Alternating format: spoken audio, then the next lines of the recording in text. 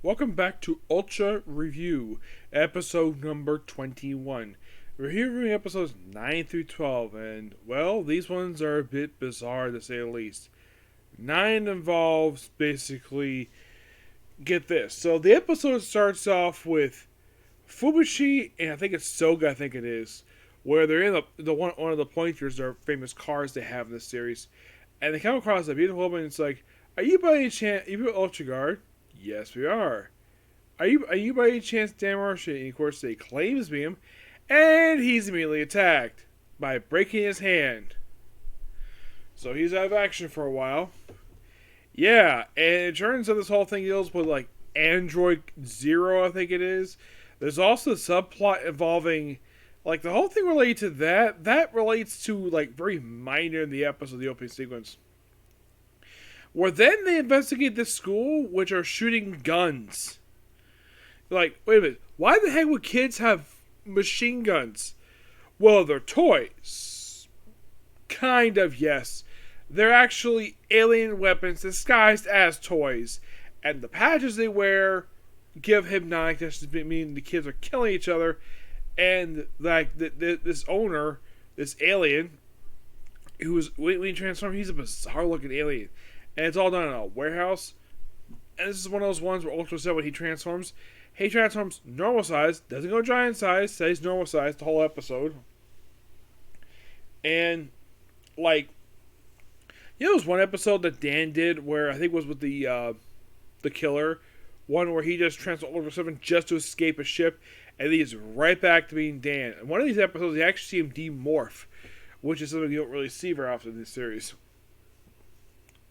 Yeah, 9 was really bizarre.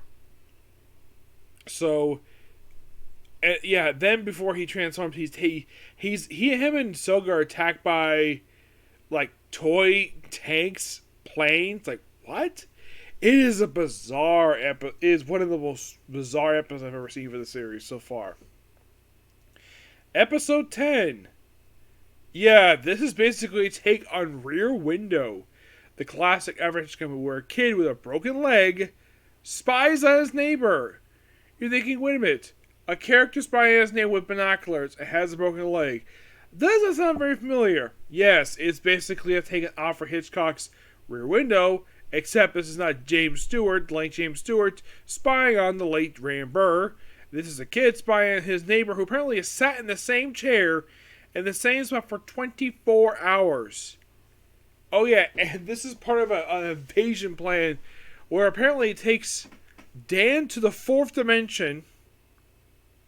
One of two times these episodes, actually the very next episode, he does the same exact thing, gets taken to another dimension. Well, that one is even out thanks to destroy the controls.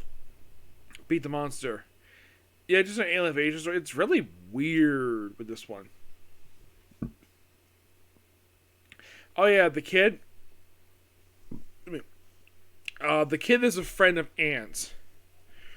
Which, of course, is one of two times we actually have where a kid shows up and, like, this character is related to Anne. But he is not a plot device in the story. He is not going to focus the whole episode. He is there to basically bring the characters into the story. And that's it. Like, wow. Something original with a child. In the case of, like, what about 9? That featured kids. Yeah, but they were a minor inconvenience. They weren't annoying, per se. And, like in the case of 9, really weird this one. 11, which is called Fly to the Devil Mountain.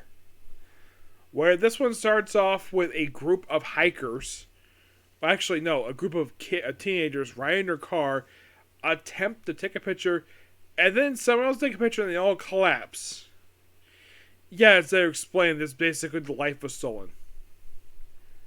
By aliens.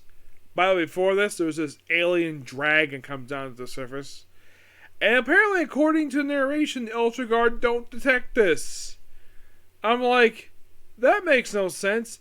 They have ultra radar. They think anything comes to the surface. How the heck did that take a freaking robot dragon? By far, one of the weirdest things happening here. And Dan gets taken out, like, early in the episode. He is supposedly killed off here. So the cast had to practically sort of avenge him by going after the monster, which is called Alien Wild, which translates to Space Yeti. Yes, a freaking Space Yeti. It's obviously a guy in a suit, this guy. Yeah, and his whole thing, like, oh, we're not here to make you play. We just want you young because we want to live forever. I'm like, that is so stupid. Yeah, and also, Dan gets restored pretty easily using the camera to scan his body and then sort of use the film to merge him to images to restore him and all the people who are affected by this, which were 26 people, mind you. So technically in this episode, nobody died. Yeah. 12 is another odd episode. Given the fact this episode's banned. Now, allegedly it was banned due to references to nuclear radiation. I watched the episode like, there is nothing I think can do with this episode when it comes to nuclear radiation. It's mostly put about these people who can collapse because these watches they're wearing. Which are given these weird aliens, those aliens scream, where, get this, they're obsessed with blood. I'm like, what the heck is this? And I thought 4 was bad. This is just dumb. At least we have a plot where, oh, let's be, and by the way, the aliens, they don't know if Dan's Ultraseven. I'm like, okay, something's like smart for the writers. Finally, an alien who does not know Dan is Ultraseven. And their headquarters is a real life building, the 100 Eyes building. It's a really bizarre looking building where it looks like it's about 20 stories and the windows are shaped like portholes on a ship. Yeah, and they want to drink the blood of children. And at first, one of the aliens, who happens to be this kid's, a friend of Anne's sister, like, you're thinking, wait a minute, did we just go to this plot already, episode 10?